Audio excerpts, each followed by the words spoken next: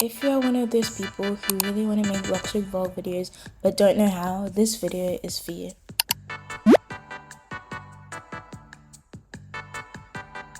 The first step in making BLOXBURG vlog videos is planning.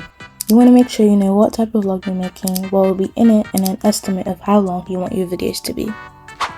Once you're done planning, you can then start doing everything else like recording, editing, thumbnails, but making sure to plan first is really important. The first thing about recording your videos is having a software to record. I personally use just the normal record settings in Mac, which is Command-Shift-5. But if you're not on Mac, if you're on Windows, you can use OBS Studio or FreeCam. That's what I was using when I was on Windows. But there are definitely other softwares that you can use for your videos. As long as it can record and it's not laggy or choppy, then it'll be fine.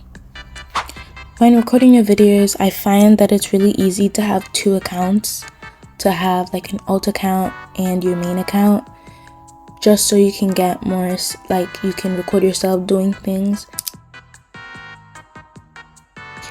The first thing you want in your videos is a preview. This is the first thing that people are going to see when watching your video. So definitely having a really good intro for your videos makes people want to stay for the whole video. And basically, I like to cut random clips and put it in my preview, and then I just add text on it, and that's pretty much it. What I like to do for the preview to get like an overlay is I click library, and then I go to BNW, and then I click this white thing, and then I drag it on top, and I drag it to the end of the preview, and then I change the opacity to like an opacity I want. It depends on the one you want, if you want it to be thicker or lower. I like to do like 60%. I would say 50% is pretty good. And then you just drag it to fill out the whole screen, and then when you play it, it looks something like this.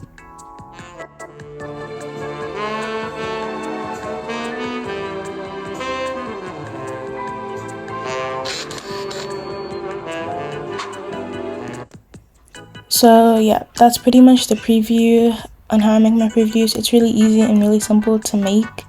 For the transition, it's really easy. You can just go to transitions, then you can pick any transition you want to use. One of the most common transitions I use for my videos are the basic. In the basic category, I use some of these. I would say the most I probably use is this one and this one, because it's really smooth. I also really like to use the back fade in my videos. So for sound effects, if you want to add sound effects to your videos, you can just go to audio, then click sound effects, and then you can search up any sound you want. Like for transitions, I like to use a whoosh sound effect, and there you go. I like to favorite all my sound effects, all the sound effects that I use often. So then I just click the sound effect, and then I just put it right where I want it to play, which is the transition.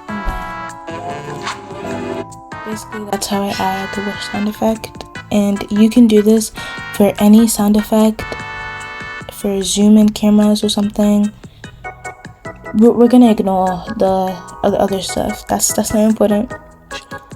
But basically, when I'm doing things, or for example, if when I had the text bubble on the screen, having like a click sound effect. So if I wanted to add a sound effect, I would just add it like this, and then so then when it pops up, you can get a sound effect. Obviously, to add the text, you just click text, and then you can add default text, and you can add different animations to it. Like if you want it to do like a flip or something, fade in, or a typewriter. You can just add different animations you want. And there are different fonts to change the font to. These are my most common fonts that I use in my videos. If your sound effect is like over here and your text is there, it's gonna make it come really slow or late. So definitely having it on time. So you always want to make sure that you drag your sound. You drag your sound to line up with your text, with the line, and then when you play it, it's like that. And then you can add your voiceovers by clicking the mic record button and then clicking there. So for example, if you wanted this to have like a voice effect or something, you can click voice effects and then you can click echo, and there are different voice effects that you can play around with. Also for the audio, I think it's really easy to have like a fade in and a fade out, which is basically just dragging this and this just so it blends in more, so it's not too sudden. Especially for the music too, when you're adding music in your videos, making sure you have a fade in and a fade out is really important, just so the music can blend in, because this is how it sounds without a fade in. With a fade in, this is how it sounds with a fade in.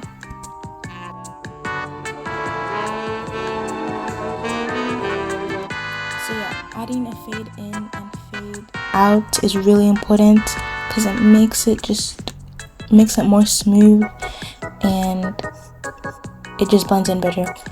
Also for ratio in your videos, you want to make sure that your ratio is 16:9. If it's 16:9, it just fills out the whole screen better. That's definitely another tip that I recommend. And for filters, you can add filters to your videos if you want, if the lighting isn't so good. If you wanted to, you could have a bounce in animation. Having animations definitely make it a lot more smoother, because when you have no animations, it just looks like this. It doesn't like transition to it better.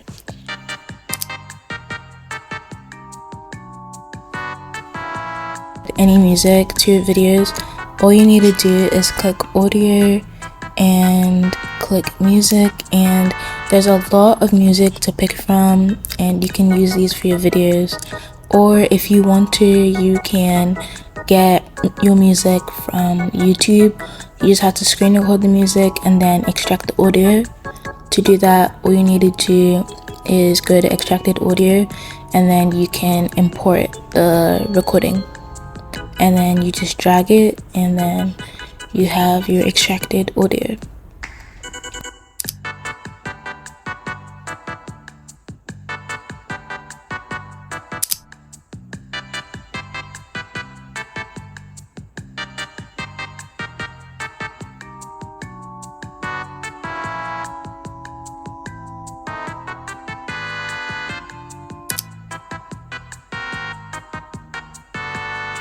Create new and click thumb, this one specifically, because this is the template, because this is the ratio for YouTube thumbnails. And then you click create,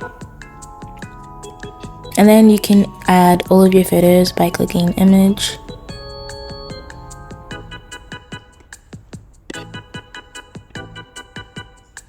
and then you click this shape tool, and then you want to make sure it's in the rectangle and it's white, and then I just drag it,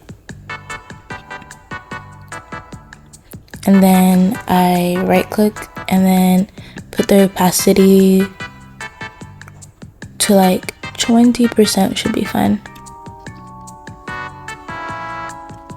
You can make this however you want.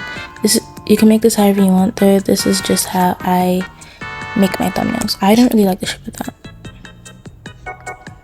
I had to retake it because I didn't like how it was positioned to blur the background of my videos so that my character can be the main point. So I just click screenshot with the blur tool, and then I just go ahead and blur the background.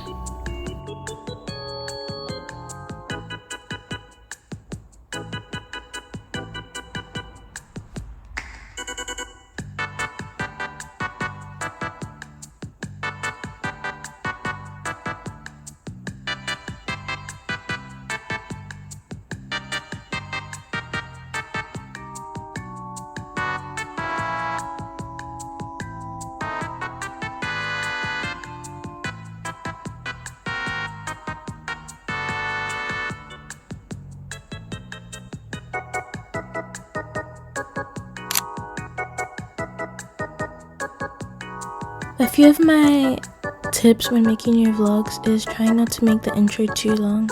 So I would say having an intro of up to 30 seconds long, because anything longer than that is just too much. And also, if you ever need inspo looking on YouTube for in real life vlogs or other BLOXBURG vlogs, and you can also take inspiration from your own life routine and recreate that in BLOXBURG if you are really stuck on ideas on how to make your vlogs. My other tip is focusing on the little details in your vlog can make a difference, so I would really recommend that.